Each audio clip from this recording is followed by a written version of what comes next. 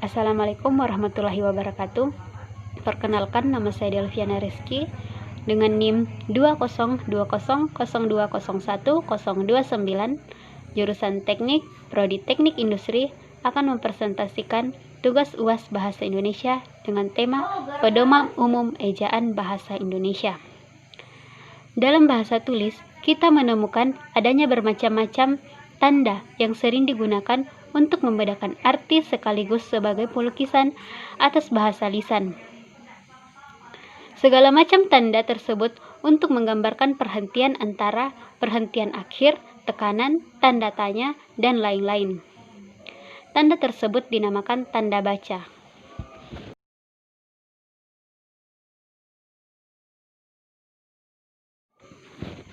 Ejaan adalah keseluruhan pelambangan bunyi bahasa, penggabungan dan pemisahan kata, penempatan tanda baca dalam tataran satuan bahasa. Pengertian senada dengan KBBI. Ejaan adalah kaidah-kaidah cara menggambarkan bunyi-bunyi dalam bentuk huruf serta penggunaan tanda baca dalam tataran wacana. Berdasarkan konsepsi ejaan tersebut, cakupan bahasa ejaan membicarakan yang pertama, pemakaian huruf vokal dan konsonan. Yang kedua, penggunaan huruf kapital dan kursif. Yang ketiga, penulisan kosakata dan bentukan kata. Yang keempat, penulisan unsur serapan, afiksasi dan kosakata asing. Yang kelima, penempatan dan pemakaian tanda baca. Penyempurnaan terhadap ejaan bahasa Indonesia telah dilakukan oleh Badan Pengembangan dan Pembinaan Bahasa. Kementerian Pendidikan dan Kebudayaan. Penyempurnaan tersebut menghasilkan naskah pada tahun 2015 telah ditetapkan sebagai Peraturan Kementerian Pendidikan dan Kebudayaan Nomor 50 Tahun 2015 tentang Pedoman Umum Ejaan Bahasa Indonesia. Dalam buku pedoman EYD yang terakhir terletak pada huruf kapital pada ejaan bahasa Indonesia, sebelumnya tidak diatur bahwa unsur julukan ditulis dengan awal huruf kapital. Kini aturan tersebut terdapat pada PEUBI. Dalam buku pedoman ejaan yang disempurnakan, penulisan ejaan dan tanda baca diatur dalam kaidah masing-masing. Penulisan ejaan yang diatur tersebut diantaranya: yang pertama, pemakaian huruf abjad, huruf vokal, huruf konsonan, dan abjad. Yang kedua, persukuan, yaitu pemisahan suku kata. Yang ketiga, penulisan huruf besar. Yang keempat, penulisan huruf miring. Yang kelima, penulisan kata dasar, kata ulang, kata berimbuhan, gabungan kata. Yang keenam, penulisan angka dan lambang-lambang. Yang ketujuh, penempatan tanda baca atau punktuasi diantaranya tanda titik, tanda koma, tanda titik dua, tanda titik koma, tanda titik-titik atau elipsis, tanda tanya, tanda seru, tanda kurung biasa, tanda hubung, tanda pisah, tanda petik tunggal, tanda petik ganda, tanda kurung siku, tanda ulang angka 2, dan tanda apostrof. Yang pertama, pemakaian huruf kapital. Huruf besar atau huruf kapital dipakai huruf pertama kalimat berupa petikan langsung. Huruf besar atau kapital dipakai sebagai huruf pertama dalam ungkapan yang berhubungan dengan hal-hal keagamaan, kitab suci, dan nama Tuhan, termasuk kata gantinya. Huruf pertama pada kata gantiku, mu, dan nya sebagai kata ganti Tuhan harus ditulis dengan huruf kapital dirangkai dengan tanda hubung. Huruf besar atau kapital sebagai huruf pertama nama gelar, kehormatan, keturunan, keagamaan, jabatan, pangkat, dan diikuti nama orang. Jika diikuti oleh nama orang atau nama wilayah, nama gelar, jabatan, dan pangkat, itu harus ditulis dengan huruf kecil. Huruf besar atau huruf kapital dipakai sebagai huruf pertama nama tahun, bulan, hari, hari raya, dan peristiwa sejarah. Huruf besar atau huruf kapital dipakai sebagai huruf pertama nama resmi badan, lembaga pemerintah, dan ketatanegaraan, serta nama dokumentasi resmi.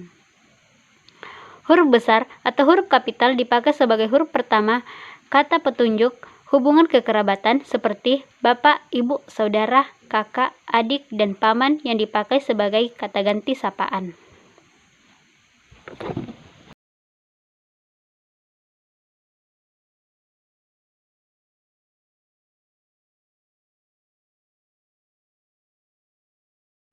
Yang kedua, penulisan huruf miring. Huruf miring dalam cetakan dipakai untuk menuliskan nama buku, majalah, dan surat kabar yang dikutip dalam karangan. Dalam tulisan tangan atau ketikan, kata yang harus ditulis dengan huruf miring ditandai dengan garis bawah 1. Yang ketiga, penulisan kata. Kita mengenal bentuk kata dasar, kata turunan, dan kata berimbuhan, kata ulang, dan kata gabungan kata. Kata dasar ditulis sebagai satu satuan yang berdiri sendiri. Sedangkan pada kata turunan, imbuhan, awalan, sisipan, atau akhiran ditulis serangkaian dengan kata dasarnya. Kata gabungan kata hanya mendapat awalan atau akhiran. Awalan atau akhiran itu ditulis serangkaian dengan kata yang bersangkutan saja. Yang keempat, penulisan unsur serapan. Berdasarkan taraf integrasinya, unsur pinjaban dalam bahasa Indonesia dapat dibagi atas 2 golongan besar. Yang pertama, unsur sebelum sepenuhnya terserap ke dalam bahasa Indonesia. Yang kedua, unsur asing yang pengucapan dan penulisannya disesuaikan dengan kaidah bahasa Indonesia. Diusahakan agar ejaan asing hanya diubah seperlunya hingga bentuk Indonesianya masih dapat dibandingkan dengan bentuk asalnya.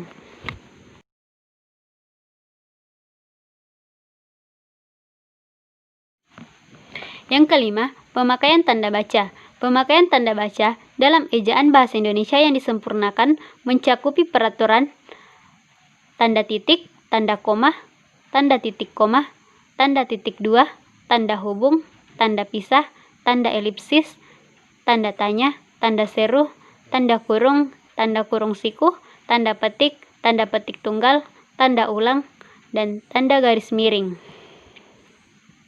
Tanda baca ini tidak akan dibahas seluruhnya, hanya akan dibahas beberapa saja, sebab beberapa tanda baca tidak dibicarakan karena kegunaannya sudah diketahui orang secara umum. Yang pertama, tanda titik. Pemakaian tanda titik dapat diatur sebagai tanda titik dipakai pada akhiran singkatan nama orang.